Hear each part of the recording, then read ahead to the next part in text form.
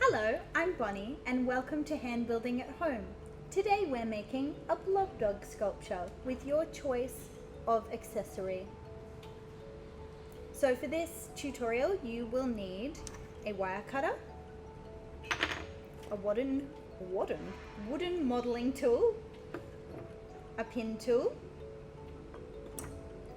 some loop tools, a knife, a sponge, some underglaze, some brushes, some water for your brushes, and some slip. So before you get started, I would suggest you go back and watch the getting started video that I've put together, and also you will need to watch this in order to know what slip is and how to make it. I would also suggest watching the underglazing video. So we are going to start with a 250-gram ball of clay for our blob dog body, and you can also have some additional clay for your ears and accessories and bits and pieces on hand.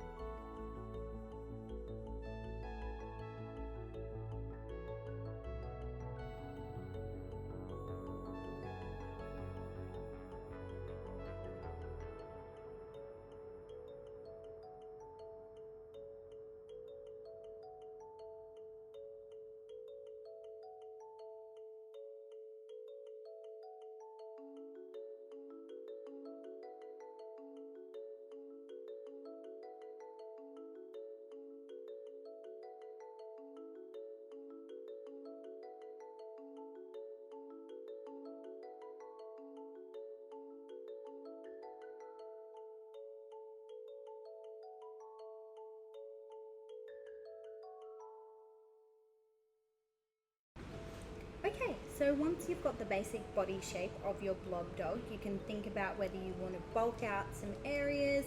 I'm going to give him a little bit more of a cranium, and I'm also going to bulk out these little feet and give him some ears and a nose and a tail. So what I'm going to do here is break off some extra little bits of clay, and I'm going to make my ears first. So I'm going to make these cute little curvy ears, and when you're making curves with clay, there's a special way of doing it so that when you curve over the piece of clay, you're not just cracking the clay or putting a weak point in it. So I'm going to get a little bit of moisture, and I'm just going to massage the clay over into a curve rather than doing it in one motion. So I need to work in any little cracks that appear, and I'm supporting always from my underneath hand and just using my finger as a support to help curve it over.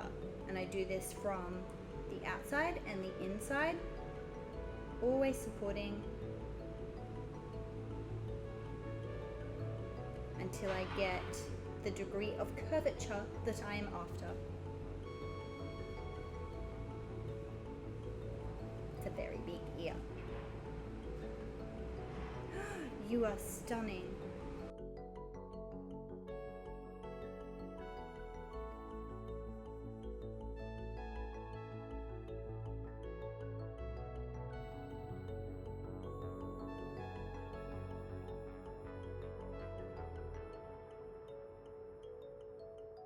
And when I'm happy with my little additions, I can join them on. So in order to join my ears on, I'm going to use a technique called scoring and slipping. And that involves cutting up the surface in a crosshatch motion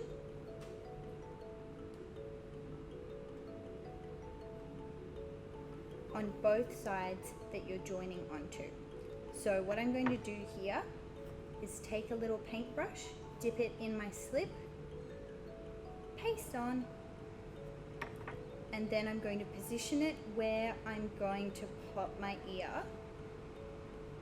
and then bring it off so I can see where I'm going to score on the corresponding part of the piece. So again, scoring in a crosshatch motion.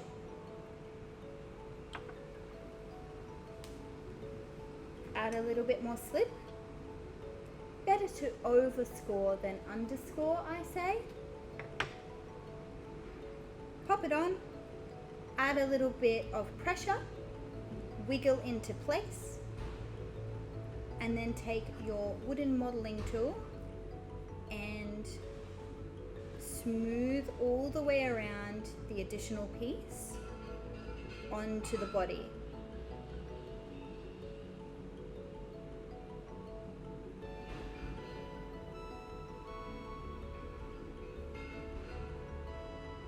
And then for additions like this, I like to add a further little bit of reinforcement called a reinforcement coil. And you can just take a really little piece of mushy clay. It needs to be really nice and soft, and make a really little snake. And then I'm going to pop that around my little additional piece to make sure that it's not going anywhere. And I really smoosh that in.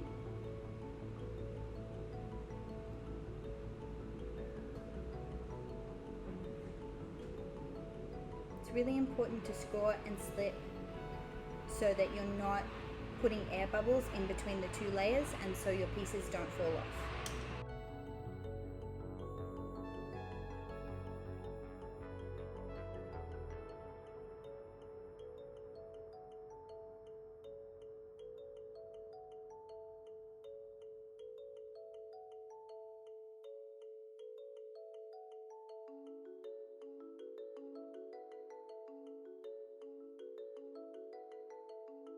So now you've got your basic blob dog body, and you can choose what kind of accessory you want to add as well. And I think this guy would like a pineapple.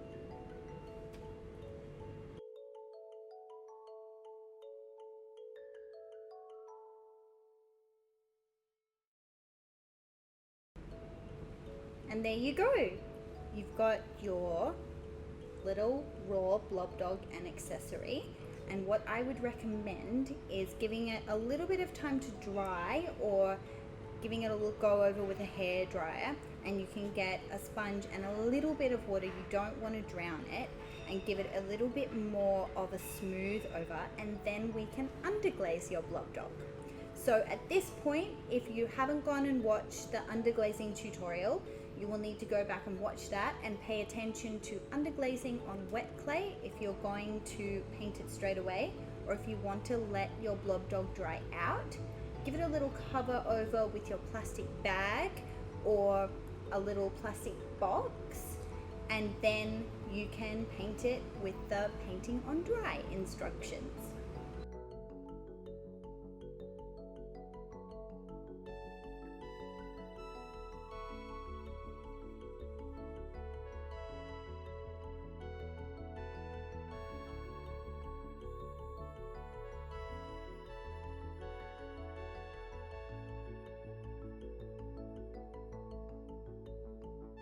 And there you go, your finished blob dog. And this one has a little pineapple with a face. But you can also choose any little accessory that you'd like. And just to keep in mind, once you're finished, you will need to dry your piece out completely if you haven't already done that, by covering it with your plastic bag or a bucket or a box. And then once it's completely dry, it can go through its initial bisque firing to take all the moisture out. And then in order to be nice and glossy and sealed, it will go through its glaze firing. And then you can display your blob dog for all to see and admire.